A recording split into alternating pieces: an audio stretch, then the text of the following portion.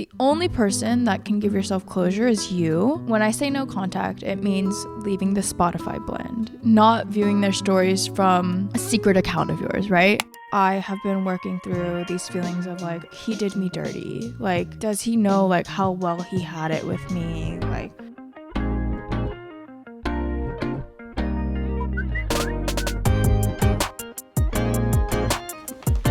I got my little beef stick. The brand is Vermont. Honestly, this is my favorite beef stick, minus like Slim Jims. But like, you know when you eat a Slim Jim and you're like, oh, the inside of my stomach is like freaking rotting? Yeah, but so we're in our healthy girl era. Alrighty, guys. Welcome to BULGOGI Pod 2024. I'm your host, Hannah. You guys might know me as HANAKATT. But yeah, happy 2024. I know everyone's been saying 2020, do it for the plot. And yeah, I think that's gonna kind of be the life motto going into 2024. I just like, right, I've been saying on this podcast before, I want to do things scared. I want to be bold and really just like live life engaged and present. Like, I think those are the main things that like I want to go into 2024 with. Yeah, if you guys have been following the podcast for a while, or if you guys are just joining us, I just want to, like maybe reintroduce myself and the podcast and what we're about. And so, BULGOGI Pod was started in 2020. It's a pandemic podcast. So it's been about 3.5 years since we first started. And here we talk about dating and relationships, growing up Asian American, as well as just navigating life struggles in your 20s. And so as I'm like having conversations with friends, catching up over dinner or lunch and meeting new people, I often find that like we're going through a lot of like similar life changes. And so this podcast is here for you guys to honestly like feel a little bit less alone, just talk through what we're going through and just like, let's do life together. I think like the most magical part of like being human is like being able to connect with others. And so if you guys want to join the Kogi community, you guys can follow us on Instagram. Just like engage, message me. I'm literally on there all the time. And then you guys can also follow me on my personal stuff if you want to see what I'm up to in my life. And so thank you for your continued support or your recent support. And I'm really excited for this year. And so, as I record this, it is the last day of 2023. It is New Year's Eve. And so I've been doing a lot of journaling and a lot of reflecting. And I think one of the main things that comes up, like, during the end of the year and like during like the times when we feel like certain chapters of our lives are coming to a close, is this idea of closure.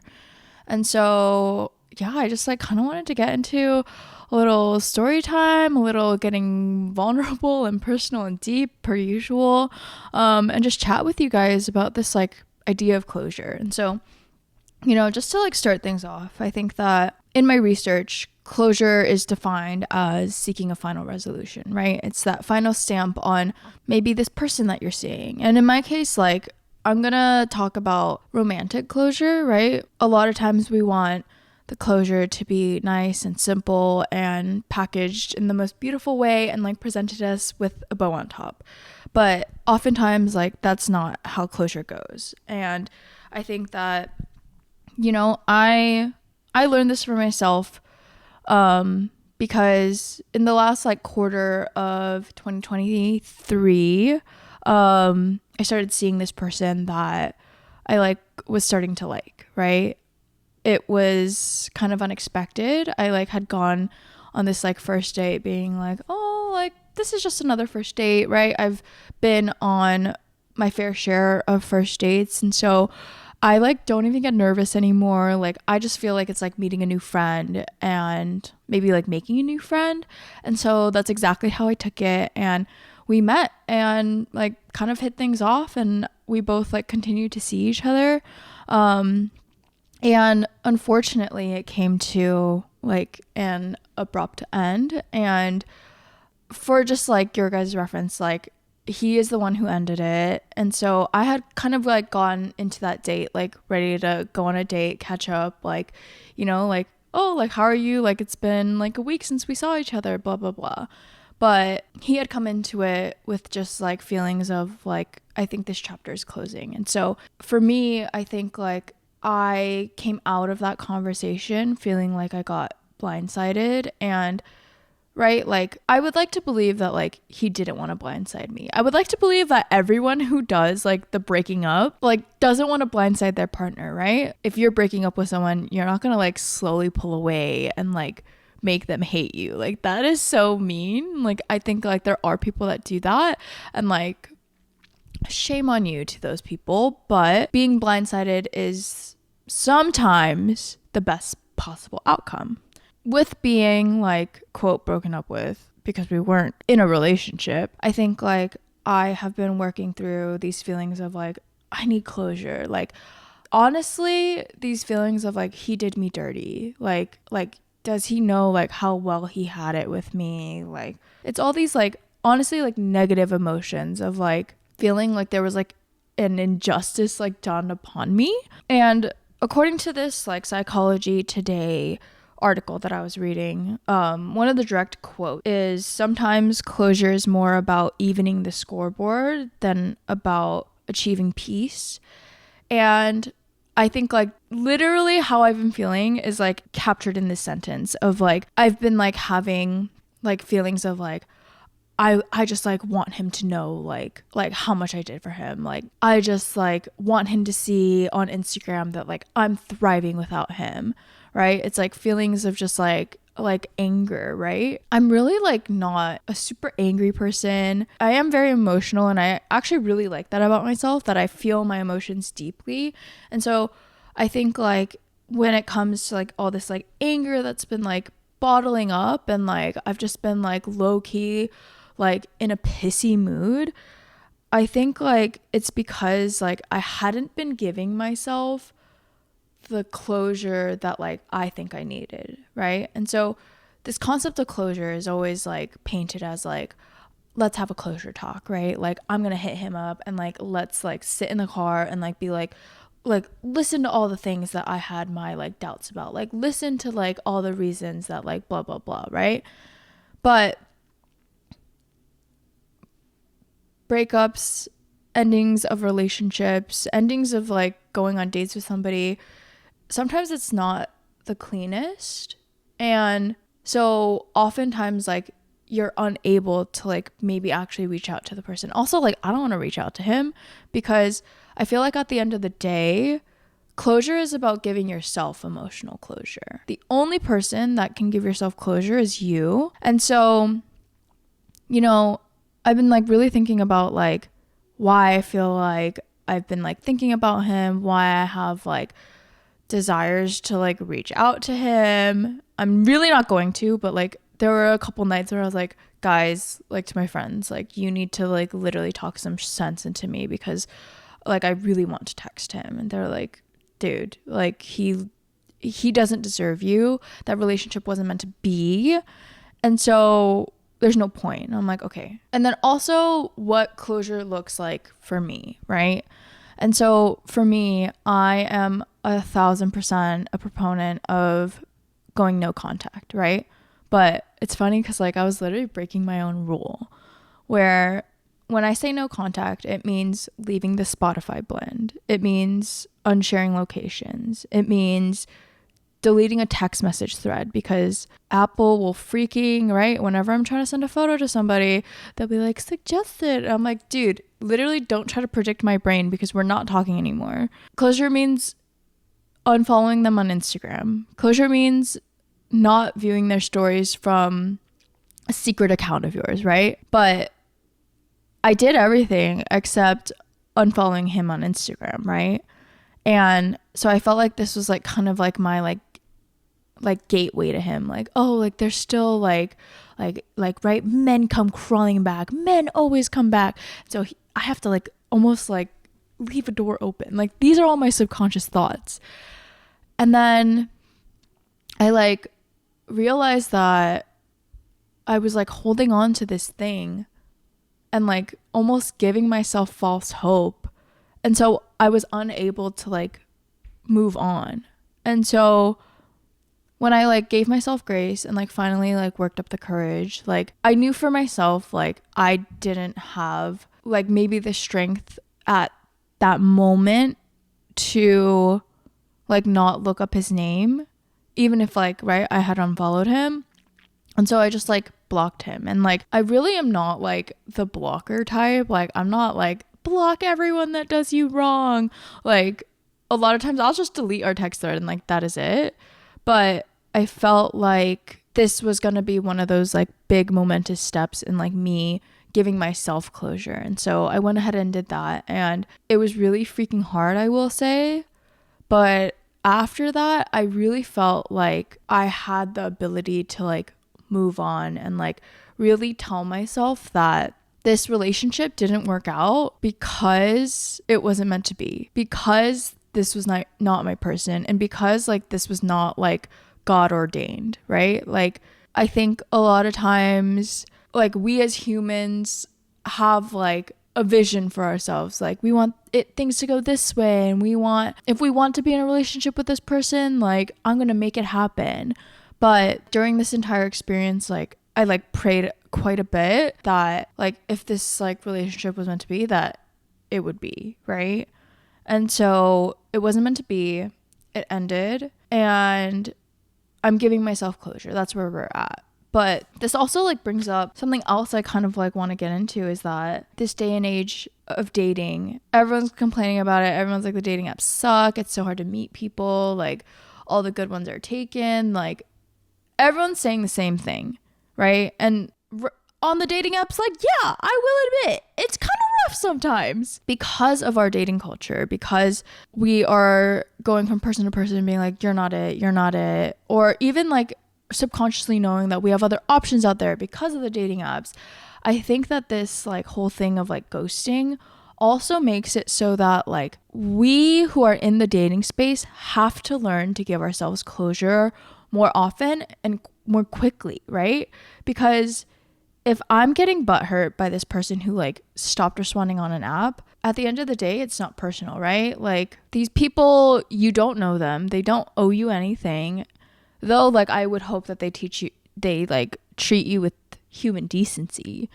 At the end of the day, like you have no idea what they're going through. Also like how many people they're talking to. And like if it was meant to be, like it would be. And so, right, getting ghosted on the apps, getting ghosted even after meeting them, like it's created this environment of like having to move on like faster, more quickly, and realizing that like you can only control how you react and then also how you're treating other people, right? Because just because like I'm getting ghosted by like a couple people on a dating app doesn't mean like I have to go, doesn't mean that it makes it okay to ghost other people, right? And so I think like there's this whole idea in dating maybe that like I'm gonna treat you the way you treat me, like an eye for an eye. But I think like when it comes to like fruitful relationships, like oftentimes like it's not fair. Like oftentimes it's like I'm gonna be feeling like I'm giving more than like you're giving me. But like, right, like I would hope that if you like this person, that you're not thinking of it in that way. Like it doesn't have to be like, oh, what are you doing for me because I'm doing this for you, you know? And so, right, we have to get really good at like providing this closure for ourselves, and also not invalidating our emotions just because like we weren't like official, right? I think there's this entire idea of like your responses and like your upsetness is only valid if like you were seeing this person for X amount of time, or if you guys were like literally in a relationship. But again, with this dating culture, more often we see that like people aren't getting into like long-term relationships, and so we end up in these situationships, and like that really doesn't mean that like your emotions like aren't evolved. I think like when they say situationship, it's like that means that there are emotions involved, but you just don't know where you stand. It's like not a hookup. You're not just a booty call. It's more than that, because you're doing the things, you're getting emotionally involved. And so it is completely within your right to like be upset and like get emotionally attached.